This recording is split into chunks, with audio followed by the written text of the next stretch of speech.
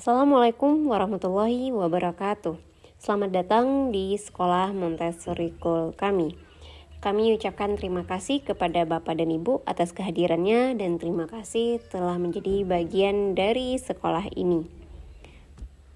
Setelah beberapa waktu yang lalu kita sudah belajar tentang filosofi Montessori, sekarang kita akan belajar bersama terkait strategi disiplin positif menggunakan pendekatan Montessori yang dapat orang tua terapkan di rumah. Secara umum dalam pandangan kita, secara tradisional disiplin itu adalah kepatuhan. Anak patuh duduk diam di tempat di ruangan kelasnya dan melakukan apa yang kita perintahkan. Mereka sedikit sekali diberi kesempatan untuk bergerak, bereksplorasi. Yang penting anak itu duduk tenang diam. Itu mungkin yang dalam pandangan kita disiplin itu seperti itu. Bagaimana pandangan disiplin dalam metode Montessori? Dalam metode Montessori, disiplin itu bukan tentang menghukum atau memberikan hukuman, membuat anak patuh, menuruti apa yang kita mau atau inginkan, tetapi disiplin positif adalah tentang membantu anak mengembangkan kemandirian, tanggung jawab, dan kesadaran diri. Prinsip dasar dalam metode Montessori, disiplin itu melibatkan partisipasi anak, atau dikenal juga dengan disiplin aktif. Dalam filosofi Montessori, ada kebebasan dalam batasan yang akan menghasilkan disiplin positif secara alami yang datang dari dalam diri anak. Anak berlaku disiplin bukan karena paksaan dari orang tua atau direktris, tapi karena memang nalurinya secara alamiah ia bersikap disiplin. Kebebasan erat sekali kaitannya dengan disiplin. Dr. Maria Montessori mengatakan, disiplin harus datang melalui kebebasan.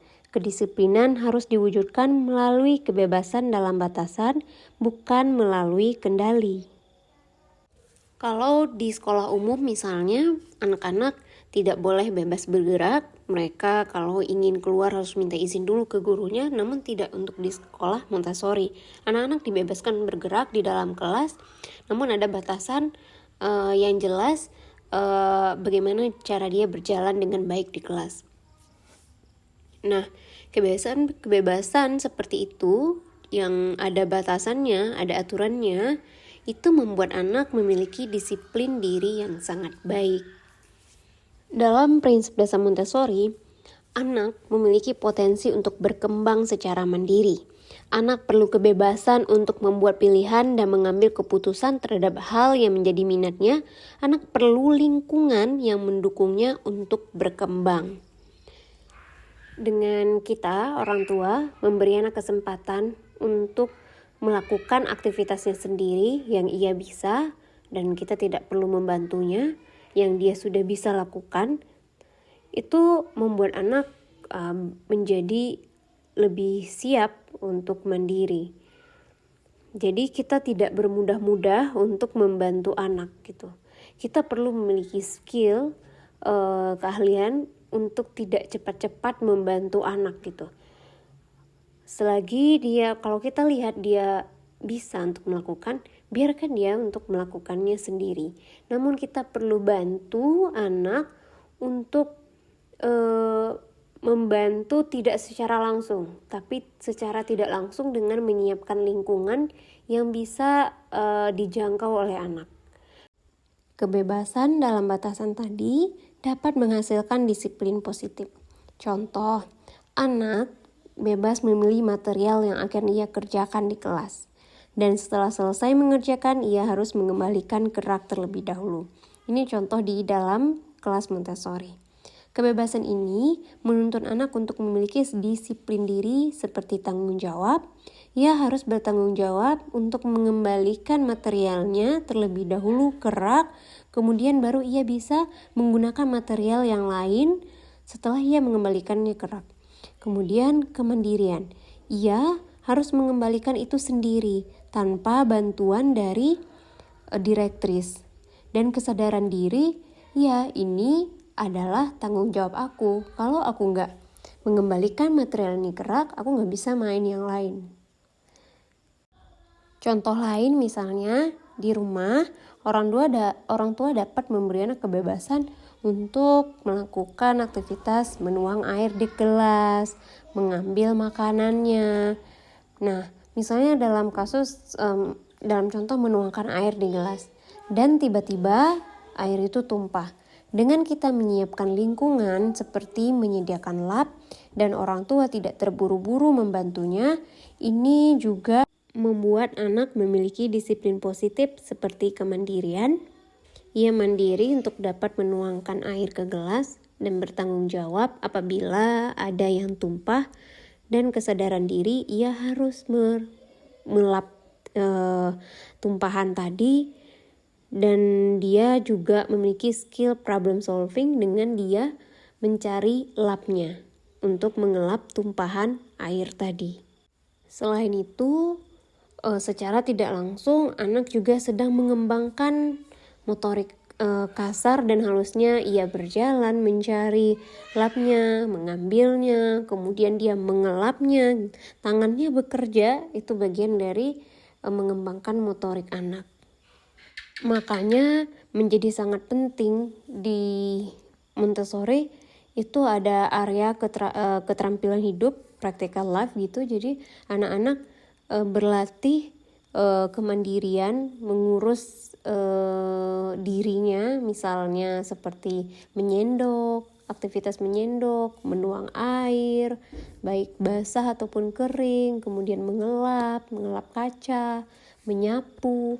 Itu adalah bagian di area keterampilan hidup untuk melatih kemandirian anak, kemudian rasa tanggung jawab, problem solving, seperti itu. Nah, untuk mendukung pembelajaran anak-anak di sekolah Montessori, Bapak Ibu juga dapat melakukan hal-hal serupa seperti tadi membiarkan anak melakukan aktivitas menyapu, membereskan kamarnya, kemudian menuang air, lalu memakai baju sendiri. Nah, itu cara kita menghormati anak sebagai individu yang ia juga bisa melakukannya. Jadi coba kita ketepikan dulu pikiran kalau bahwasanya anak kecil semuanya harus dikasih tahu, semuanya harus dibantu karena dia masih kecil gitu. Coba kita ajarkan, terus kita beri dia kepercayaan untuk mencoba dan melakukannya terus-menerus. Nah, disiplin positif dalam pendekatan Montessori tadi, setelah kita berikan contoh-contoh, akan menghasilkan manfaat seperti kemandirian, lalu tanggung jawab, kemudian kesadaran diri, keterampilan sosial, keterampilan motorik, kemudian anak memiliki kegigihan, ketekunan, karena dia melakukan sesuatu itu sesuai dengan minatnya. Ketika anak-anak memilih tugasnya sendiri, mereka lebih tertarik dan termotivasi untuk menyelesaikannya. Mereka akan bersungguh-sungguh untuk menghadapi tantangan-tantangan yang dihadapi.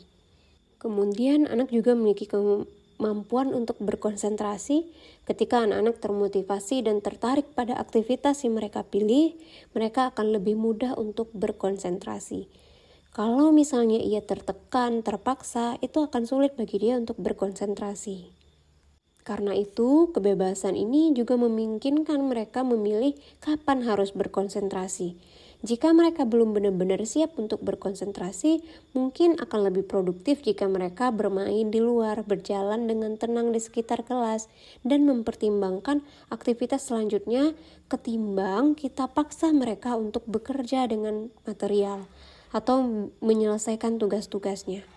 Kebebasan itu memungkinkan anak untuk lebih berhasil berkonsentrasi dan fokus.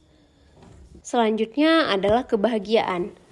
Tentunya anak yang bahagia, ia akan lebih mudah menyerap ilmu, menyerap pelajaran, dan hidupnya akan jauh lebih baik. Kemudian konsekuensi alami. Jadi konsekuensi alami itu maksudnya anak misalnya nih, kalau ada kayak seperti tadi contohnya air yang tumpah, konsekuensi alaminya apa? Kalau dia tidak bersihkan, tidak lap airnya, nanti dia bisa terjatuh. Nah, di sini peran kita sebagai orang tua untuk menjelaskan ke anak, memberitahu anak dengan bahasa-bahasa yang positif. Bagaimana strategi disiplin positif yang dapat dilakukan oleh orang tua di rumah? Seperti yang sudah kita jelaskan di awal tadi, perlu memberikan kebebasan dalam batasan terhadap anak. Misalnya menentukan jam makan malam misalnya ya. Kita dalam keluarga biasanya makan jam 7, tapi ada satu orang anak kita nggak ingin makan jam 7, tapi dia mau makannya nanti saja gitu. Kita boleh memberikan kebebasan dia untuk menentukan jam makannya dia. Kemudian kita strateginya adalah memberikan anak kesempatan untuk membuat pilihan. Misalnya memilih pakaian yang ingin ia pakai di sore hari. Setelah mandi kita boleh berikan kesempatan bagi dia untuk memilih, kamu mau pakai baju yang mana? Kita bisa bertanya, mau pakai baju yang ini atau yang itu. Kemudian kita memberikan anak kesempatan untuk melakukan aktivitas sehari-hari di rumah secara mandiri tanpa terus kita bantu. Kemudian menggunakan bahasa yang positif, misalnya, Mama sangat senang kamu dapat merapikan mainan, daripada kita mengucapkan, ayo cepat rapikan mainan. Alih-alih dia akan cepat merapikan mainan, tapi yang terjadi malah dia bengong atau enggak dia males untuk merapikannya karena pikirannya terdistraksi. Kemudian yang terakhir adalah mengajarkan anak untuk mengatur dirinya sendiri. Baik, Bapak Ibu, sekarang kita sudah sampai di slide terakhir, yaitu kesimpulan.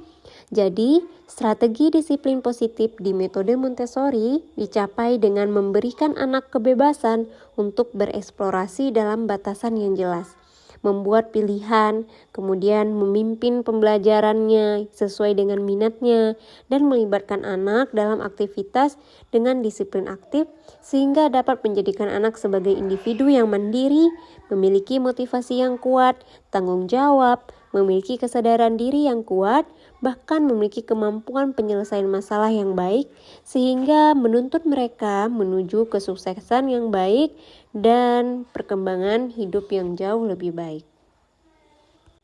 Baik Bapak Ibu, terima kasih atas perhatiannya. Jika ada yang ingin ditanyakan, boleh langsung disampaikan.